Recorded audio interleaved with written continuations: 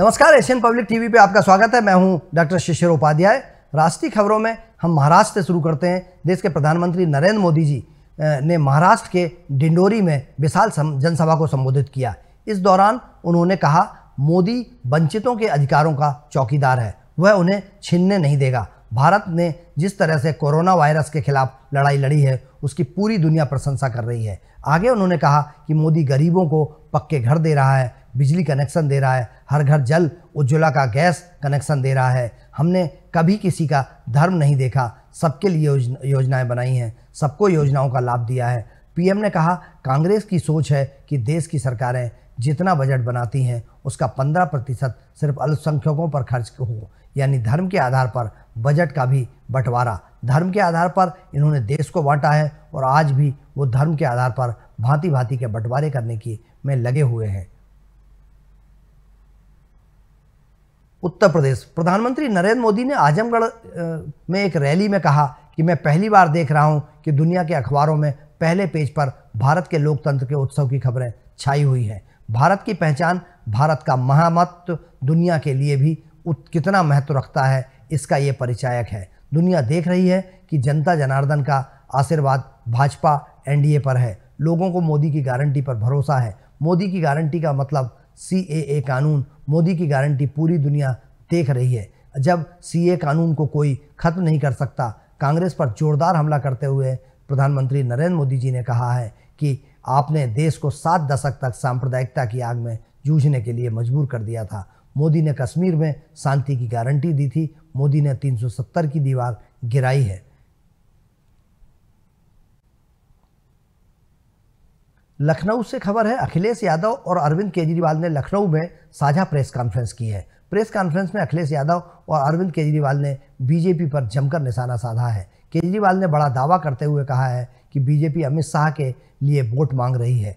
PM Modi के 75 साल की उम्र होते ही अमित शाह को वारिस बनाया जाएगा और सरकार बनते ही सीएम योगी को हटा दिया जाएगा। उन्होंने ये भी दावा किया कि बीजेपी सरकार आरक्षण खत्म करने की तैयारी में है। वहीं अखिलेश यादव ने दावा किया कि बीजेपी 140 सीटों से ज़्यादा नहीं जीतेगी, करारी हार मिलेगी।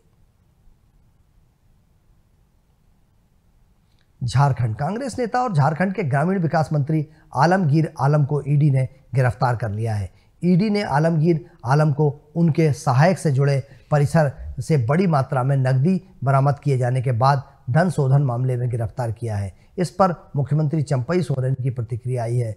सीएम चंपई सोरेन ने कहा है कि आलमगीर आलम की गिरफ्तारी के मामले में उनकी गिरफ्तारी हुई है, इसके बारे में अधिक जानकारी नहीं है। इस मामले को देखूंगा तभी कुछ बता पाऊंगा। साथ ही उन्होंने कहा कि झारखंड में अब तक जितनी भी सीटों पर चुनाव हुए हैं उसमें सभी सीटों पर इंडिया गठबंधन की जीत होगी। उत्तराखंड, चारधाम यात्रा पर गए कई तीर्थयात्रियों को वहाँ रास्तों पर फंसना पड़ा। उसमें कई मध्य प्रदेश से भी रहने वाले हैं। इस यात्रा में फंसे लोगों के परिजनों का कहना है कि उनके घर वालों को रास्ते में कई दिक्कतों का सामना करना पड़ रहा है।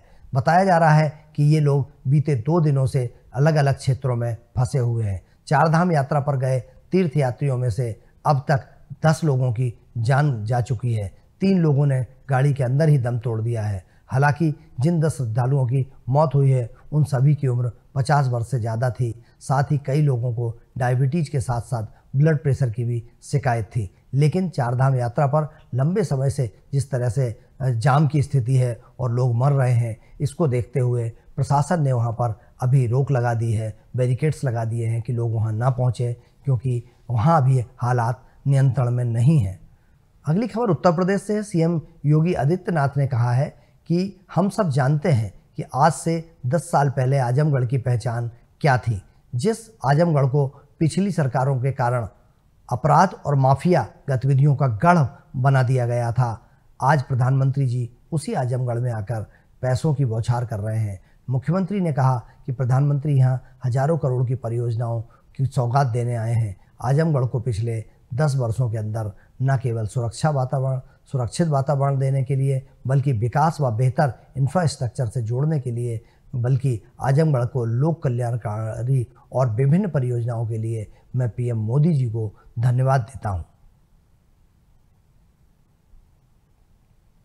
उत्तर प्रदेश में से ही अगली खबर है। प्रधानमंत्री नरेंद्र मोदी उत्तर प्रदेश दौरे पर हैं। पीएम मोदी जौनपुर में जनसभा को संबोधित कर रहे थे। इस दौरान उन्होंने कहा कि आपका ये आशीर्वाद, आपका स्नेह ये दिखाता है कि उत्तर प्रदेश वालों के लिए एक सीट भी जीतना मुश्किल कर दिया है।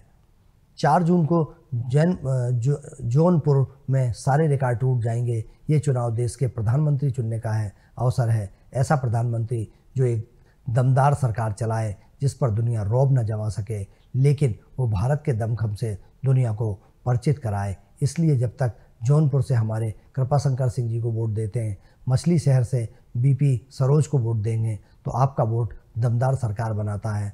वो वोट जो इसको देंगे वो सीधा सीधा मुख्यमंत्री प्रधानमंत्री नरेंद्र मोदी के खाते में जाएगा। दमदार सरकार काम कैसे करती है ये आपने काशी में देखा है। एशियन पब्लिक टीवी पर खबरों का सिलसिला जारी रहेगा। आप बने रहिए एशियन पब्लिक टीवी पर। मुझे दीजिए इजाज़त। नमस्कार।